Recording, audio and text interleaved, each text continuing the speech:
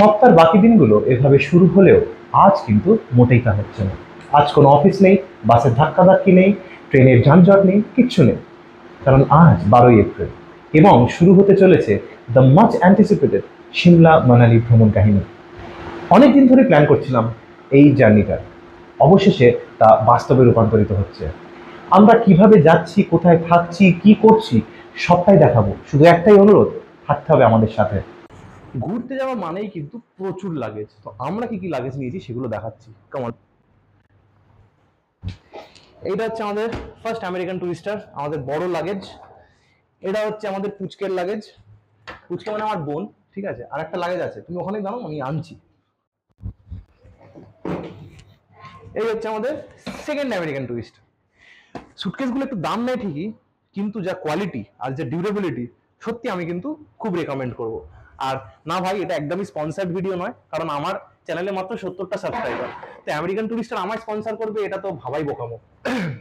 এইগুলো সুটকেসগুলো এখন বাইরের ঘরে নিয়ে যাবো, যাতে ফাইনাল যখন বেরোবো আমাদের যাতে সুটকেসগুলো নিয়ে যেতে সুবিধা হয়। চলো টাটা। আমাদের গাড়ি চলে এসছে আর আমরাও সবাই রেডি। সবাই হাই করে দাও। ইয়ে, প্রচণ্ড রোদ, ঠিক আছে। আমরা সবাই খুব এক্সাইটেড। এখন আমরা একটু খাওয়া দাওয়া করবো প্রথমে, দিয়ে তারপর স্ট্রেট হাওড়া, তাই তো? কেমন লাগছে? এক্সাইটেড? शक्ल देख ले, इतनी धूप में कौन एक्साइटेड होता है। সবাই গাড়িতে বসে পড়েছো তো? মা কোথায়? কই? ইয়ো,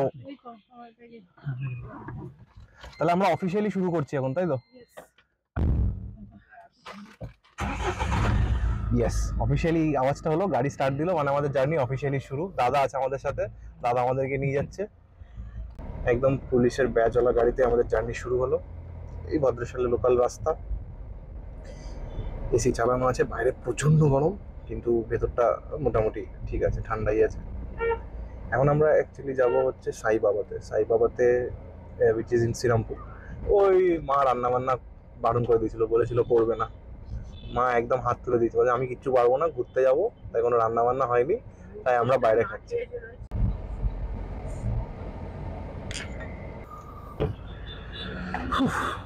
বাপরে বাপ, সিরিয়াসলি না, অতটাও লাগছে না কিন্তু, মানে আশ্চর্য ব্যাপার, খুব একটা গরম কিন্তু অ্যাকচুয়ালি নেই।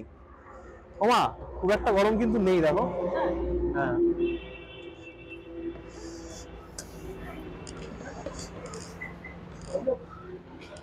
খুব একটা গরম নেই, তাই না বলো? খুব যে অস্বস্তি করছে, খুব যে একেবারে বিশাল লাগছে সেরকম নয় কিন্তু ব্যাপার। তাহলে একটু কষ্ট করে আজকের দিনটা খেয়ে নিন আপনি। আমাদের সবজি ভাত, ডিম, হ্যাঁ ডিম। যেহেতু এখন অনেকটা জার্নি আছে আর প্লাস একটা টাইমেরও ব্যাপার আছে, তাই খুব ফ্যান্সি খাবার দাবার কিছু অর্ডার হয়নি। নর্মাল আমরা ডিম ভাত নিয়ে নিই, এটা খেয়ে আমরা এখান থেকে বেরিয়ে যাবো।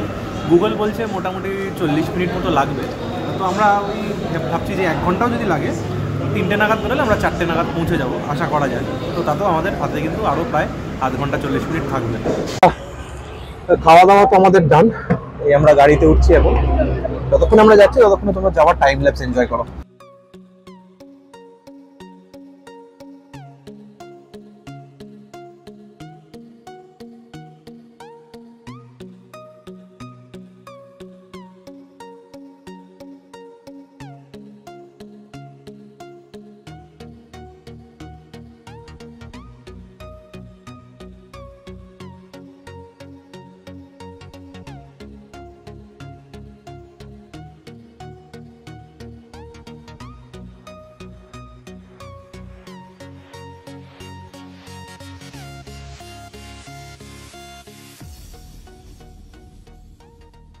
দীর্ঘ 1 ঘন্টা জার্নি করার পর ফাইনালি আমরা হাওড়া ঢুকছি।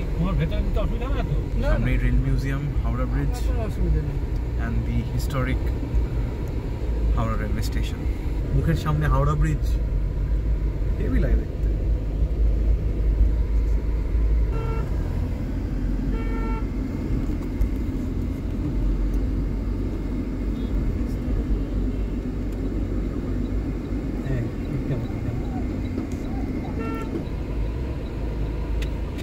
ক্যাব রোড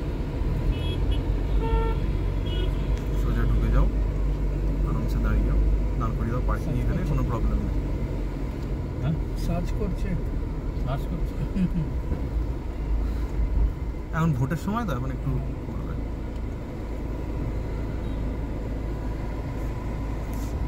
প্রতীক্ষালয় অনেকক্ষণ অপেক্ষা করার পর ফাইনালি আমাদের ট্রেন কিন্তু এসে গেছে, পেছনেই দেখতে পাচ্ছ 12301 আপ হাওড়া রাজধানী এক্সপ্রেস।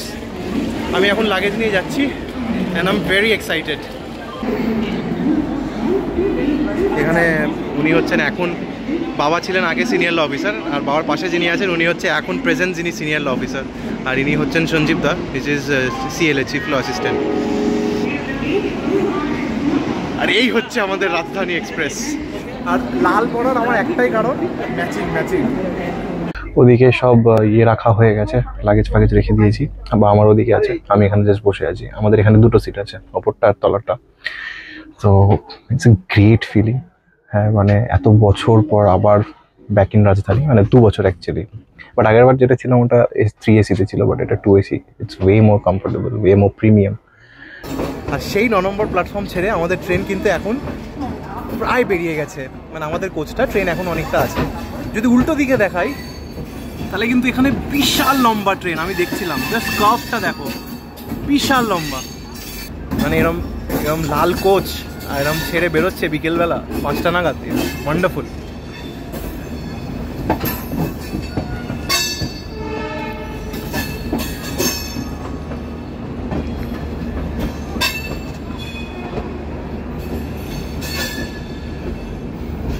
স্পেশালি আমি দাদাকে থ্যাংক ইউ বলবো আমাকে দরজায় দাঁড়াতে দেওয়ার জন্য। থ্যাংক ইউ দা। আমি উল্টো দিকে দাঁড়িয়েছিলাম, বাট এই ভিউটাও সত্যি মারাত্মক লাগছে। এটা কি হচ্ছে একটা,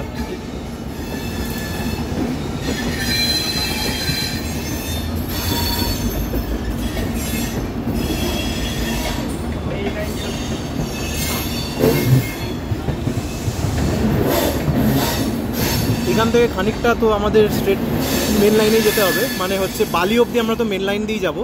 বালি থেকে আমাদের ট্রেনটা কড লাইন নিয়ে নেবে, তারপর তো জাস্ট ছুটবে। আর কালকে সকাল 10টার মধ্যে আমরা দিল্লি। তো এখন আমি দাঁড়িয়ে আছি এবং খুব সাবধানেই চেষ্টা করছি শটগুলো নেওয়ার, কারণ যাতে কোনো বিপদ না হয়। But it's a wonderful feeling. 2 বছর পর আবার বাড়ি থেকে বেরোচ্ছি, ঘুরতে যাচ্ছি, অনেক গল্প হবে, অনেক কিছু হবে। So just hoping that the trip goes very well. So 200.44 kilometres cover করলো রাজধানী ওই 2 ঘন্টা 10 মিনিটে। মানে আমাদের অ্যাভারেজ স্পিড ওই 90 থেকে 100-র মধ্যে খানিকটা ছিল, বাট এনিওয়েজ 10 মিনিট মতোই লেট লাগছে, কারণ আমরা এখন ঢুকতে চলেছি আসানসোল জাংশন। 4 নম্বর প্ল্যাটফর্মে এসে দাঁড়ালো আমাদের রাজধানী। আসানসোলে মাত্র 2 মিনিটের হল্ট। সো কিছু বেশি দেখাতে পারবো না অবভিয়াসলি, কারণ আমাকে পুরো জার্নিটা আবার কভার করতে হবে, কারণ আমাকে দিল্লিতে যেতে হবে, সিমলাতে যেতে হবে। তো ওখানে বলতেই ট্রেন ছেড়ে দিয়েছিল। 2 মিনিট হল্ট আর কতক্ষণ হবে। তো আবার উঠে পড়েছি। এবার বাবা খুবই চিন্তিত যে আমি উঠেছি কিনা ট্রেনে, কারণ বাবাকে তা নাহলে মাঝখান থেকে রাজধানী দাঁড় করাতে হবে আবার। সেই হেডেক আর বাবা নিতে পারবে না। তো যাই হোক, আর সেই হেডেক বাবাকে দিচ্ছি না, উঠে পড়েছি। এবার নেক্সট স্টপেজ হচ্ছে ধানবাদ দেখা যাচ্ছে। ধানবাদ ছাড়ার পরেই মনে আমাদেরকে দেবে dinner. Okay, so we have reached Dhanbad পৌঁছে গেছি আমরা। এখন বাজে 7:55। আমরা একদম টাইমে আছি, ঠিক আছে। এই খুব কিছু মিনিটসের হয়তো এদিক ওদিক। আমরা এখানে এসে দাঁড়াচ্ছি প্ল্যাটফর্ম নম্বর 4-এ, ঠিক আছে। সো এখানে বেশিক্ষণ নেই, 5 মিনিট মতো হল্ট আছে। তো তারপর এখান থেকে ছাড়ার পর একটা খুব শর্ট ইন্টারভেলে আর একটা স্টপেজ আছে, সেটা হচ্ছে পারসনাথ। এইটা আগে ছিল না, ঠিক আছে, এটা রিসেন্টলি অ্যাড হয়েছে। তারপর গয়া আছে, মোগলসরাই আছে, অনেক স্টপেজ আছে। তো সেগুলো হয়তো রাতের দিকে আসবে, শুয়ে পড়বো হয়তো, সেগুলো হয়তো দেখাতে পারবো না। সো ধানবাদ স্টেশনটা আমি চেষ্টা করছি ভালো করে একটু দেখিয়ে দেওয়ার। সাধারণ স্টেশন, খুব বেশি কিছু দেখানোর নেই, খুব বেশি ভিড়ও নেই, হালকা, খুব বেশি ইয়েও নেই। এই হচ্ছে আমাদের কোচ A3। বাট লোকেদের তাড়াহুড়ো দেখে বুঝতে পারছি যে খুব শীঘ্রই ট্রেন ছেড়ে দেবে, তাই বেশি আর আগে পিছিয়ে করে লাভ নেই।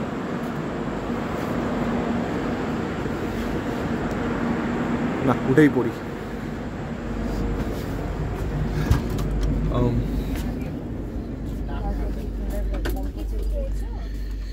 এই হচ্ছে আমাদের দিস ইজ মি অ্যান্ড এই হচ্ছে আমার আর আমার বোনের সিটিংটা এখানেই আছে। সো আমরা চেষ্টা করছি যদি যারা ওখানে আছে বা আমার সাথে তাদেরকে যদি চেঞ্জ করি, তাদেরকে এখানে এনে আমরা যাতে ওদিকে যেতে পারি, যাতে একসাথে সবাই থাকতে পারি, সেটা চেষ্টা চলছে, বাট চাই না কি হবে। Let's see. बहुत अच्छा लगा 3D DC बहुत अच्छा लगा। सिग्नेचर का पूरा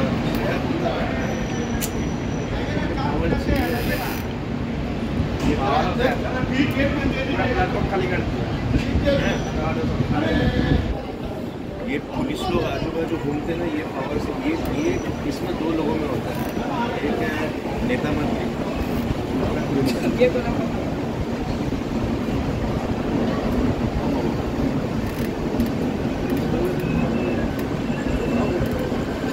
ঠিক যেটা ভেবেছিলাম ধানবাদের পরে খাবার চলে এসছে। খাবারের মধ্যে ডাল আছে, একটা সবজি আছে, ভাত আছে, রুটি আর চিকেন আছে। তো আমি এখন খাচ্ছি, আমি দেখাচ্ছি আইটেমসগুলো। It's normal, nothing extraordinary. যে সবজি, ভাত, ডাল, এটার মধ্যে চিকেন আছে, আমি এখন খুলিনি, পরে খাবো। রুটি আছে, আর একটা ভালো জিনিস যেটা লাগলো সেটা হচ্ছে স্যানিটাইজার দেয়। সো যেহেতু আমি হাত পরিষ্কারই আছে আর যেহেতু চামচ ইউজ করছি, তাই স্যানিটাইজারটা লাগাইনি। বাট এনিওয়েজ, ভাত দিয়ে ডাল আর ওই সবজি খাওয়ার পর, মানে ভেজ পার্টটা পুরো শেষ করার পর এখন আমরা চলে এসেছি রুটি আর চিকেনে। হোপফুলি দেখে তো ভালো লাগছে, আর চিকেন তো ভাই যেমন তেমন হোক চলে যায়, খেয়ে নেওয়া যায়। সো দেখি খেয়ে জানাচ্ছি, দেখি কেমন।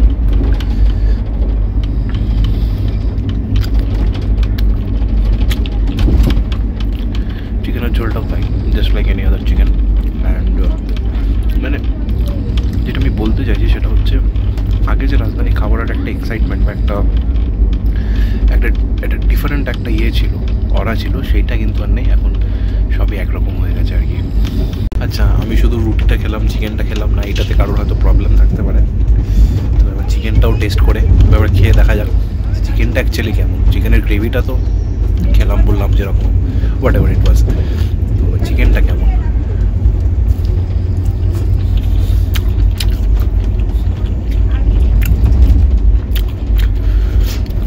বলছি এক সেকেন্ড।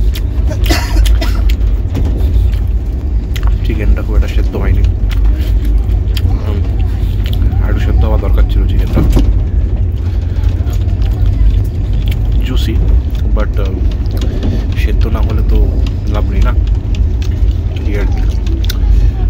আছে যেমন খেয়ে নি।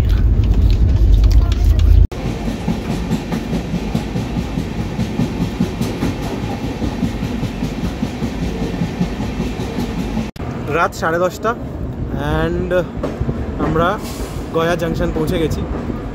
সো এটা কিন্তু one of the most important stoppages এই রুটের বা রাজধানী। আর দেখতে পাচ্ছ রাত 10:30 নাগাদও প্ল্যাটফর্মে যথেষ্ট ভিড় আছে, যথেষ্ট লোকজন আছে। আই থিঙ্ক স্পেশালি ফর রাজধানীর জন্য এতটা ভিড় আছে। এখন কি আর কোনো ট্রেন আছে রাজধানী ছাড়া? হ্যাঁ, ও এর পেছনে সব রাজধানী, শিয়ালদা রাজধানী আছে পেছনে। আচ্ছা, তো এখানে আমাদের দাদা বলছে যে এরপর এর পেছন সব রাজধানী আছে, বেশিরভাগ শিয়ালদা রাজধানী আছে, ভুবনেশ্বর রাজধানী আছে। তাই জন্য এত ভিড়, তাই জন্য অ্যাকচুয়ালি স্টেশনটা রাত্রি 10:30 নাগাদ।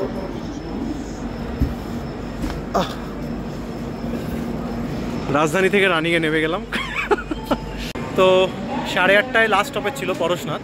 তো তারপর টানা 2 ঘন্টা ট্রেন চলেছে এবং যথেষ্ট স্পিডে চলেছে। একটা টাইমে আমি দেখছিলাম প্রায় 132-135 kmph ট্রেন যাচ্ছে। So it was marvellous. একদম প্রপার টাইমে 10:32-তে গয়া জাংশন ঢুকে গেছে Rajdhani. Just 2 minute late actually. 10:30-তে ঢোকার কথা, 10:32, ইটস নাথিং। রাত্রিবেলা পুরোটাই কভার হয়ে যাবে। আর as thing stand, I think দিল্লিও একদম টাইমেই পৌঁছবে। না, সবই দেখানো হয়ে গেছে। এইটা ভেবে আমি যখন শুতে যাচ্ছিলাম তখন হঠাৎ আমার মনে পড়লো যে ভাই ব্লগে যে ওয়াশরুম দেখায় লোকজন, আমি তো সেটা দেখাইনি, ভুলেই গেছি দেখাতে। তো তাই জন্য দেখে বুঝতেই পারছো আমি চলে এসেছি রাজধানী 2 AC সেকেন্ড AC ওয়াশরুমটা দেখাতে। এবং মানে যদি আমি ইনিশিয়াল একটা রিভিউ দিই তাহলে it is actually very well maintain, মানে ভেরি ওয়েল মেনটেন। ঠিক আছে, একদম পরিষ্কার, খুব শুকনো রাখা হয়েছে বাথরুমটাকে, ঠিক আছে। এবং চলো, যদি আমার কথা বিশ্বাস না করো, you can check it out yourself, দেখে নাও। এই হচ্ছে বেসিনটা, একদম নিট অ্যান্ড ক্লিন, স্পটলেস। এই হচ্ছে কমোড, হ্যাঁ। এখানে দেখো জেট স্প্রের ব্যবস্থা আছে, আর দেখতেই পাচ্ছ ফ্লাশ করার ব্যবস্থা আছে, টিস্যুজ আছে। So lovely arrangement, lovely arrangement. So this is me, your host, your দোস্ত সৌভিক গাঙ্গুলি। চলো টাটা। সত্যি প্রথমে ভাবিনি এতক্ষণ জেগে থাকতে পারবো, কিন্তু জেগেও ছিলাম। আর এখন এসে গেছি Deendayal Upadhyay station, DDU junction, যেটা আগে জানা যেত মুঘলসরাই হিসেবে। মুঘলসরাই স্টেশনটা আমি আগেও দেখেছি, আমার যতটা মনে পড়ছে। প্ল্যাটফর্ম ওইদিকে পড়ছে, বাট এদিক থেকে একটা বেটার ভিউ পাওয়া যাচ্ছে বলে আমি এদিকটাই দাঁড়ালাম। এখানে আর নামবো না, বেকার। রাত্রি বাজে, রাত্রি 1টা বাজে, প্রায় 1:45 বাজে। আই থিঙ্ক না নামাই ভালো, দেখছি, not sure, but this is the station.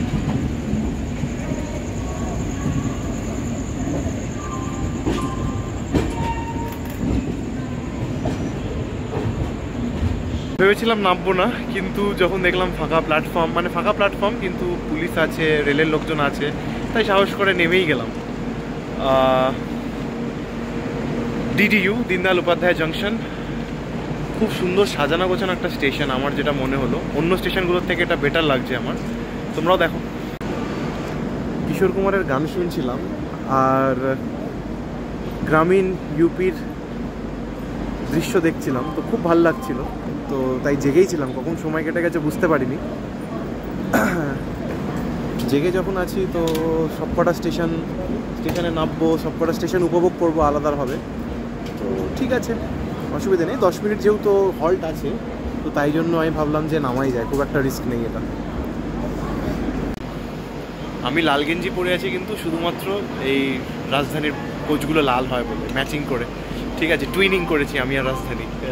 তো তোমরা অবশ্যই কিন্তু আমাকে জানাও যে এই লাল টি শার্টটা কেমন হয়েছে। এটা আমি জাস্ট এক সপ্তাহ না, ঠিক আছে, জাস্ট আসার কদিন আগে কিনেছিলাম।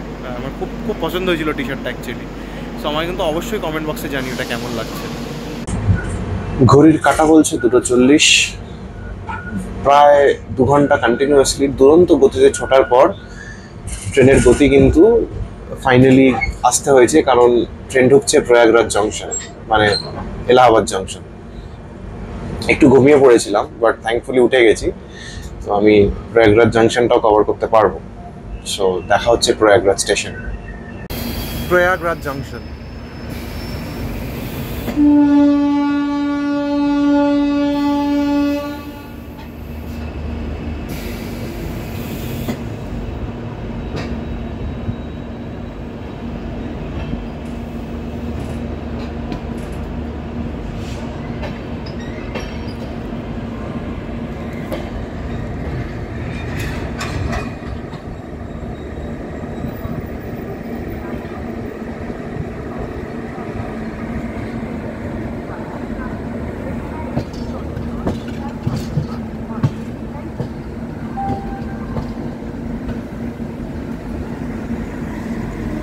যেমন ভাবনা তেমন কাজ, নেমে পড়েছি প্রয়াগরাজ জংশনে, ঠিক আছে।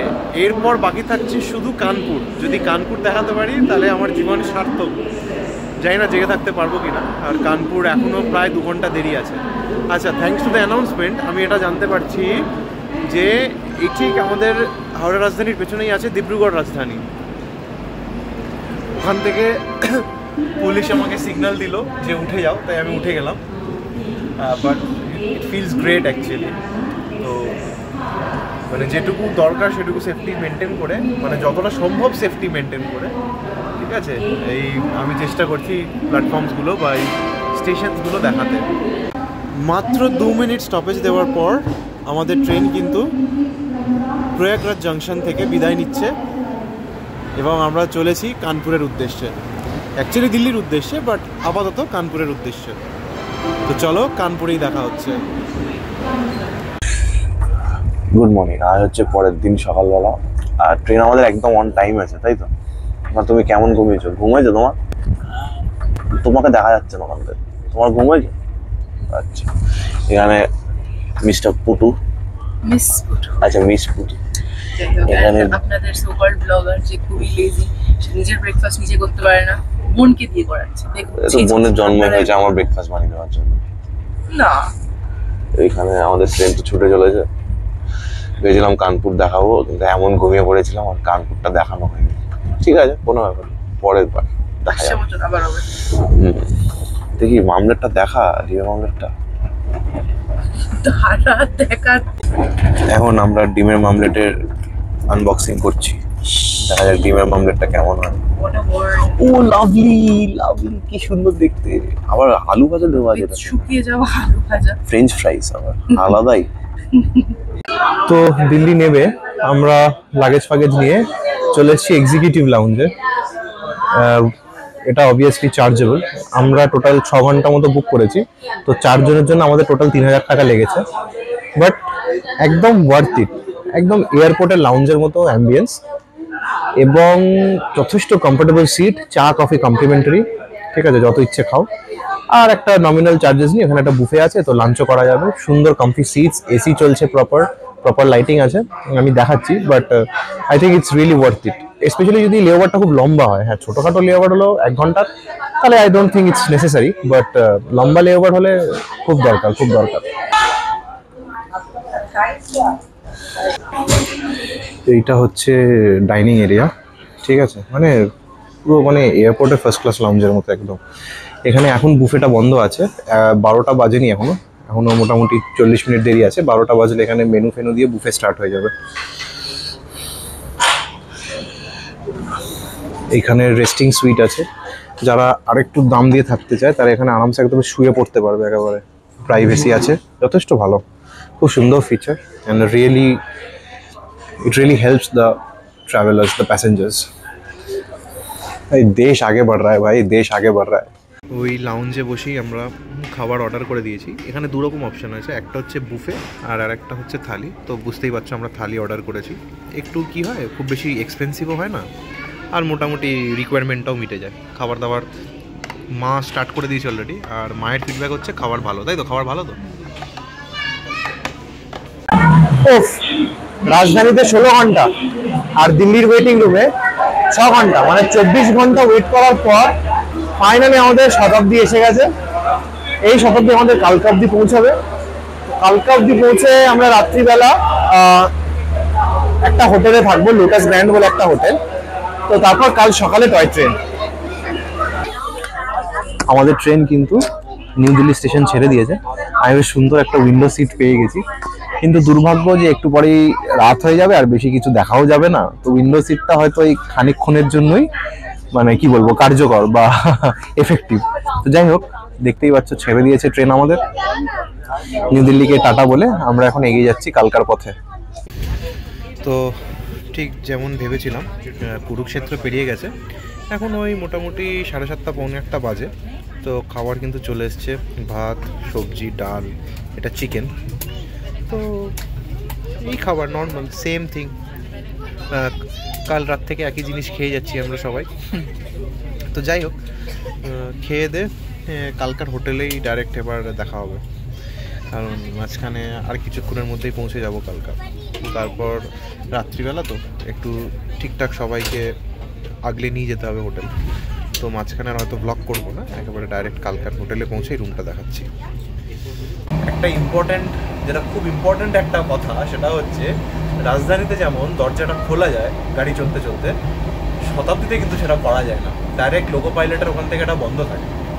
তো আমি অ্যাকচুয়ালি স্টাফকে জিজ্ঞেস করছিলাম, তো আমাকে ট্রেনের যারা স্টাফ তারাই বললো, আর আমাকে স্পেশালি ওয়ার্ন করলো যে স্যার আপনি কোনো ইন্টারমিডিয়েট স্টেশনে কিন্তু নামবেন না, আর যদি নামেন তাহলে কিন্তু খুব সতর্ক থাকবেন, কারণ একবার যদি দরজাটা বন্ধ হয়ে যায় তাহলে কিন্তু আমরা কিচ্ছু করতে পারবো না। তো ঠিক আছে, ইটস ফাইন, ওয়ার্নিংটা শুনলাম। সো ফাইনালি কালকা পৌঁছে গেছি আমরা, এবার নামবো। এই বাবা, পুটুর মা ওখানে আছে, যাও নেমে যাও, যাও।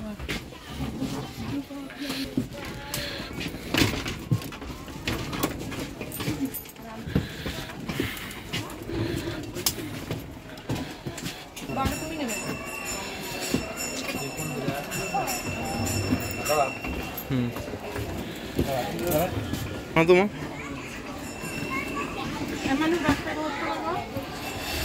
কারণ বড় যে জাম্বো সুটকেসটা, বড় সুটকেসটা ওটা আমার কাছে। সরে যাও, নেমে গেছি। হ্যাঁ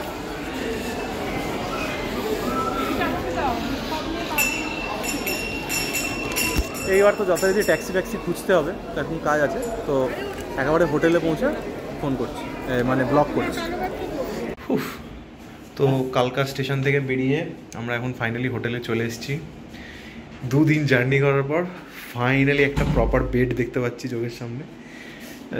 খুব বিশাল আহামরি কোনো রুম না, একটা টিভি আছে, ছোট্ট একটা রুম, এসি আছে। আশা করছি এসিটা ভালোই ঠান্ডা করবে। আর তবে যতটা এক্সপেক্ট করছিলাম যে কালকায় ঠান্ডা হবে, ততটা কিন্তু অ্যাকচুয়ালি নয়। কালকায় কিন্তু একদমই ঠান্ডা নেই, ঠিক আছে। তো জানি না, কালকে সকালবেলা এবার ধরবো আমরা toy train, the legendary toy train. তো এই এপিসোডটা কিন্তু এখানেই শেষ হচ্ছে। আশা করছি তোমাদের খুব ভালো লেগেছে, কারণ আমি অনেক ডিটেলসে বানিয়েছি ব্লগটা, ঠিক আছে, অনেক কিছু দেখিয়েছি। তো যদি এরকম ব্লগ তোমরা আবার পেতে চাও, তাহলে কিন্তু অবশ্যই লাইক করতে হবে, শেয়ার করতে হবে, সাবস্ক্রাইব করতে হবে, তাহলে আমি কীভাবে একটা এনথুজিয়াজম পাবো, ঠিক আছে। আর যাই হোক, তো এই এপিসোডটা এখানেই শেষ হচ্ছে, দেখা হচ্ছে পরের এপিসোডে। হ্যাঁ, আমি ট্রেনে চড়বো আর দরজা বন্ধ থাকবে, এটা তো হতে পারে না। কিছু করে এই দরজাটাই যেটা প্রবলেম হচ্ছে, যার জন্য অটোমেটিক বন্ধ হচ্ছে না। তো ট্রেন চলছে, বাট দরজার সামনে দাঁড়ানো যাচ্ছে, কারণ দরজা খোলা আছে।